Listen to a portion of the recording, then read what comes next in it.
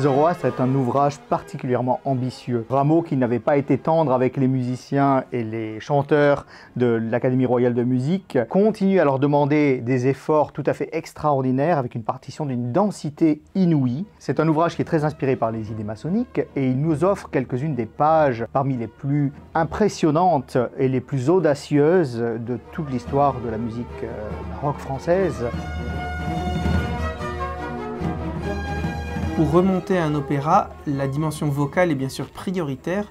Nous avons la chance de collaborer avec le chœur de chambre de Namur, spécialiste de la musique baroque en général, et nous avons aussi le plaisir de travailler avec des solistes renommés, spécialistes de ce répertoire, et qui trouvent ici chacun un rôle vraiment à la hauteur de leur qualité et dans leur type d'emploi.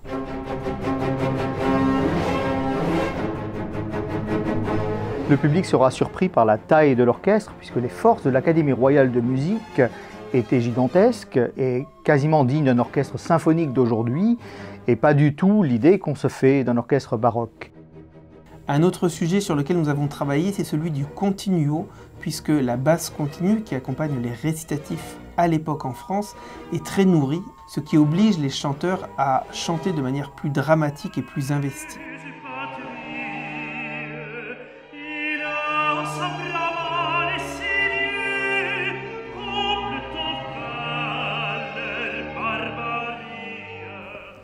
On croit bien connaître l'opéra Zoroastre de Jean-Philippe Rameau et pourtant nous vous proposons une version en toute première mondiale puisque seulement la deuxième version de 1756 avait été enregistrée et celle de 1749, la version originale, n'avait encore jamais été donnée. Ce sera donc un premier enregistrement mondial.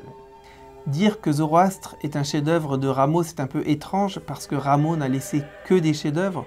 Donc Zoroastre est un des chefs-d'œuvre de Rameau et je vous invite à le découvrir. Vous serez étonné par cette partition riche en couleurs, par cette partition très dramatique dans laquelle le quatrième acte, l'acte infernal, est sans doute l'un des plus étonnants jamais composés dans l'histoire de l'Opéra de Paris. Et pour ce faire, vous pouvez assister aux concerts qui auront lieu au Théâtre Impérial de Compiègne ou au Théâtre des Champs-Élysées à Paris. Et bien sûr, vous procurez le disque qui garde une trace de ces concerts.